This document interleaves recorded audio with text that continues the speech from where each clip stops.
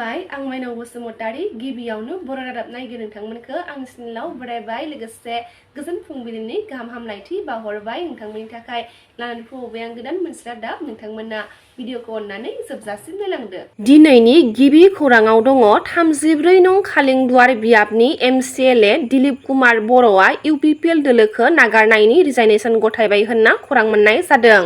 बर'नि सासे मुंदांखा इउटुबार बी बयस बिथाङा एबसुनि सायाव माखासे गोख्रों बाथ्रा फोरमायथिदों जाय भिडिअआ समाजारि बिजोङाव गोबां गोसारनायखौ नुनो मोननाय जादों। थाङोब्ला बिराद कन्ट्रोभार्सि बेफोरो दा एबसुआ पलिटिक्सआव डाइरेक्टलि हाबनानैसो थाहैबाय। दा बै एजुकेशन जोङो गोदो उन्दै समाव मोनथियोमोन मा बै एबसुआ जों उन्दैफोरखौ जायफोरा गाज्रि खामानि मावगासिनो बेफोरखौ लामा दिन्थिग्रा आरो जायनो जोंनि बर' समाजाव गाज्रि खामानि मावगासिनो बेफोरनो लामा दिन्थिग्रा होननानैसो जों एबसुखौ मिन्थियोमोन। किन्तु नैबे समाव एबसुखौ जोङो पलिटिक्स पार्टीजों हेफाजाब होग्रा होननानैसो मिन्थियो। नैबे टाइमाव कन्ट्रोभार्सियेल बेयो किन्तु बेयो थार बाथ्रा आं जिखिनाखौ नुदों। मख'नो गोनांदि बी बयस बिथाङा एबसुनि सायाव माखासे गोख्रों बाथ्रा बुंनाय भिडिअनि क्लिप्सखौ दाननाय जादोंमोन आरो बे दाननाय भिडिअनि सायाव फिन आरोबाव बी बयस बिथाङा माखासे बाथ्राखौ फिनजाथाय होदों। कहीं पे कि लोग सच्चाई से नहीं पाते पर ये हो भी रहा है। कल को मैं एक पॉडकास्ट डाला था, मतलब मैं नहीं, दूसरे के चैनल में, एंड देन भाई वो पॉडकास्ट डिलीट करवा दी कॉल करके पर्सनली। भाई वो तो बेचारी नया पॉडकास्ट वाली थी तो देन वो डर गया तो वो रिमूव कर दिया वीडियो। एंड सच्चाई से नहीं पता, सच में लोग सच्चाई को बाहर दिखना ही नहीं चाहता है। जो झूठ है, जो ये पुटीन लगाया हुआ सेहरा, जैसे कि अब ब्यूटी प्लस वाला सेहरा हमको पसंद आने लगा है, कुछ इसी तरह हो रहा है हमारे समाज में भी। वो पुट्टी लगा वाला समाज देखना हमें पसंद है, वो ट्रूथ, वो सच्चाई हमें देखना पसंद नहीं है। बस मैंने ओपिनियन रखा है, अगर गलत नहीं था तो पॉडकास्ट डिलीट करवाने का क्या जरूरत है? नहीं ना, ओपिनियन शेयर किया है मैं बस अपना। बिटिआरनि गाहाय प्रमोद बर' बिथाङा हाग्रामा महिलारि बिथाङा जिर'नि मिनिंखौ मोनथिया होननायनि सायाव फिन आरोबाव हाग्रामा महिलारि बिथाङा माखासे बाथ्राखौ फोरमायथिदो खौरां बिजोंनि गेजेरजों। हाग्रामा महिलारि बिथाङा जिर'नि मिनिंखौ मिथिया। हाग्रामा महिलारि बिथाङा जिर'नि मिनिंखौ मिथिया। प्रमोद बर'आ কৈছে জিরোর মিনিংটো নাজানে হাগ্রামা মহিলারে বলে কৈছে। এই জাম্বাই বুর্ব আমাৰ BPF দলৰ যেটো আজি ইলেকশ্যনৰ সভা, এই সভাত উপস্থিত হ'বলৈ পাই মই খুব নিজকে খুব গৌৰৱ বুলি ভাবিছোঁ। মই মানে ক'ব পাৰে আমি আজি 100% ধনশী সমষ্টি হিচাপে জিকিছোঁ আৰু ইয়াত সমষ্টি হিচাপে যিখিনি বাসিন্দা আছে, বড়ো হওক, মুছলিম হওক বা বেংগলী বা গাৰো, ৰাভা বা ৰাজবংশী বা গোৰ্খা যিমান জাতি আছে চবেই আহিছে আৰু দেখিবলৈ পাইছে যে ফ্ৰেছ মুছাৰী ডাঙৰীয়া গোটেই BTC অঞ্চলত চবতকৈ বেছি ভোট লৈ পেলাই জিকিব নেকি, এইটো মই দেখিবলৈ পাইছোঁ। মুঠতে খুব ভাল, জিকাটো জিকিবই, কিন্তু কিমান পজিশ্যনত আহিব, 1 নম্বৰত নহ'লেও 2 নম্বৰ এনেকুৱা পজিশ্যনত আহিব। ইউজি বৰ্মাই কৈছে আপুনি এনে সপোন দেখিছে, যোৱাবাৰ আপুনি বিছত কান্দিছিল, এইবাৰৰ পৰা কান্দিব লাগিব আপুনি, ইউজি বৰ্মাই কৈছে। আণ্ডাৰগ্ৰাউণ্ড, এইটোতো আণ্ডাৰগ্ৰাউণ্ড হে, কি ইউজি? ছাৰ এই প্ৰমোদ বড়ো কিয় নামাতে ছাৰ শপত গ্ৰহণত, যদি তেওঁ প্ৰাক্তন হ'ব? এইবিলাক কোনোবা ইউজি, কোনোবা চন্দন, কোনোবা খাম্পা, কোনোবা প্ৰমোদ বড়োৰ কথা মোক সুধি লাভ নাই। ইহঁতৰ কিবা উত্তৰ দিব লগা বা ৰিপ্লাই দিব লগা মোৰ নাই। মুঠতে 22 তাৰিখ ইলেকশ্যন হ'ব, ইহঁতে হাৰিছে 100% আৰু চৰকাৰ আমি BPF কৰিছে। ইহঁতে আজিৰ দিনত যাহা বকি থাকিব পাৰে, বকি থাকিব পাৰে, কিন্তু ইহঁতে যেনেকুৱা পইচা খৰচা কৰিছে সেইটো লাভ নহ'ব। মই অপেনলি কৈ আছোঁ যে UPPL পইচাটো খাব লাগে, চবেই খা, কিন্তু ভোট দিয়া সময়ত নাঙলত দিয়ে। এইখিনি কথাটো মই সকলো সমষ্টিত মই কৈ আছোঁ। মুঠতে আমি চৰকাৰ বনোৱাটো 100% আৰু আমাৰতো বেছি দিন নাই, 3 অক্টোবৰত আমাৰ চৰকাৰ শপত গ্ৰহণ হ'বই।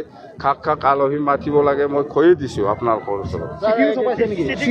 চিঠিটো মই গভৰ্ণৰ ডাঙৰীয়াক দিছে, চিফ মিনিষ্টাৰ ডাঙৰীয়াক দিছে ইমতে আহিব বুলি যোৱাকালি ৰিপ্লাই দিছে কালি ছাৰ ইয়াতে এইখন সভাতে গৌৰৱ গগৈ এটা কথা কৈছে গৌৰৱ গগৈ কংগ্ৰেছৰ মানুহ কংগ্ৰেছৰ কথা ক'ব বিজেপিৰ কথা ক'ব ইউ পি পিৰ কথা ক'ব কিন্তু আচলতে প্ৰেক্টিকেলি এইবাৰ BTC নিৰ্বাচনত সকলো জাতি জনগোষ্ঠীয়ে BPF-ক সহায় কৰিব আৰু ময়ো সকলোকে সহায় কৰিম বুলি মই প্ৰতিশ্ৰুতি দিছোঁ আপচুক কিয় লাগে আপচুটো UPPL হে কিয় মাতিব UPPL মানে আপচু মানে UPPL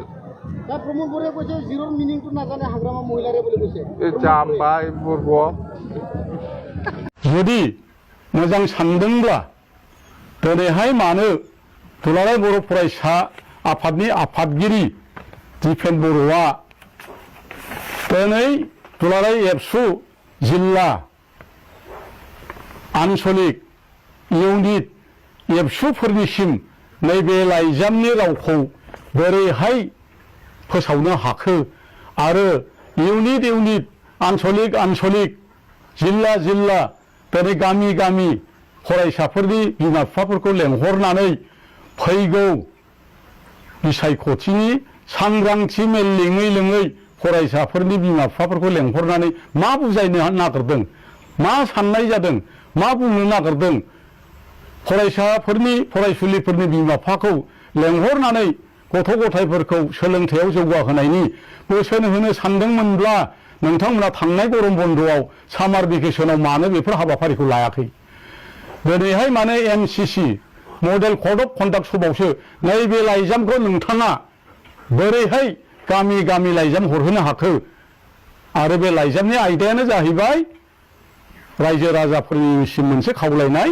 फैगौ BTC इलेक्सननि बिसायख'थिनि सांग्रांथि मेल लिंनो थाखाय खावलायनाय बे लाइजामखौ दुलाराय बर' फरायसा आफादा बोरैहाय मेल लिंनो हाखो थारमाने नोंथाङा नैबे लाइजामनि गेजेरजों फोरमान होबाय एबसुआ थारैनो गमामा UPPL आरो UPPLआनो एबसु आरो एबसुआनो UPPLआनो एबसु होननाय फोरमान जायाखैना बियो बेथ' रग' रायजो राजाफोरनि आखाइ बे लाइजामा दङ अब्ला नोंथाङा बोरैहाय एबसुआनो UPPL होनबा गाज्रि मोनो सोंखारियो जिगाब बुन्था सावो आरो निन्दा खालामो जिल्लानि आनसलिकनि ब्लकनि फरायसाफोरखौ गोथां गिथिं दैदेननानै नोंथांमोना फुथुला सावहैयो बोसोन हरो सोंखारिनो बायदि रावजों सोंखारियो अब्ला नोंथाङा दिनै बर' फरायसा आफादखौ राजनितिकआव लांदों ना राजनितिकनिफ्राय गोजानाव दोनदों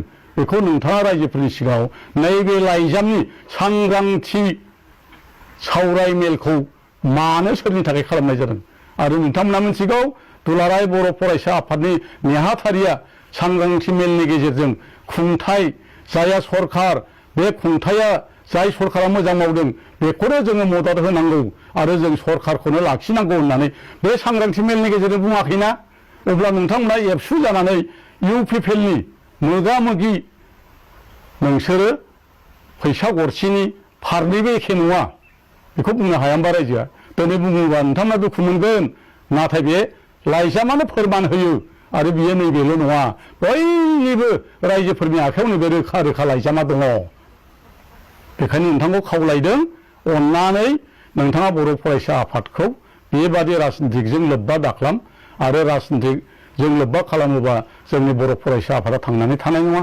मानोना बर' फरायसा आफादा हारिनि मोनसे सिनस्रि हारिया जेसेबां थागोन एसे दिनसिम बर' फरायसा आफादखौ जोंनि बर' समाजाव जोंनि बर' हारिया गोनांथि दङ आरो एबसुआ जेब्लायबो थांनानै थानांगोन नाथाय दानि एबसुआव माखासे दैदेनगिरिफोरनि बिबान लानानै थानाय माखासे दैदेनगिरिफ्रासो दिनै गाज्रि लामाथिं एबा बेफोरबायदि राजनितिजों लोब्बा लानानै दिनै गोग्गो मोनसे फरायसा आफादखौ दिनै मोस्लेट आरो गुबुंले खालामनो नागिरनायखौ जों नुनो मोनदों बेनिखायनो जेब्लायबो जाहाथे रायजो राजाफ्रा एबसुखौ निन्दा खालामा नाथाय एबसुनि माखासे दैदेनगिरिफोरखौ नोजोर होयो बेनि थाखाय दिनै आं रायजोफोरनिसिम गुवार गोसोयै नोंथांमोननिसिम आंनि गोसो गोथारै खावलायबाय आरो आं बुंथिनायखौ बेखिनियावनो फोजोबनो सानबाय बेनिखायनो फैगौ 22 थारिखआव बिनि फिननायखौ होनो थाखाय साफ्रोमबो रायजो राजाफोरखौ जायहा 15 बोसोर 16 बोसोराव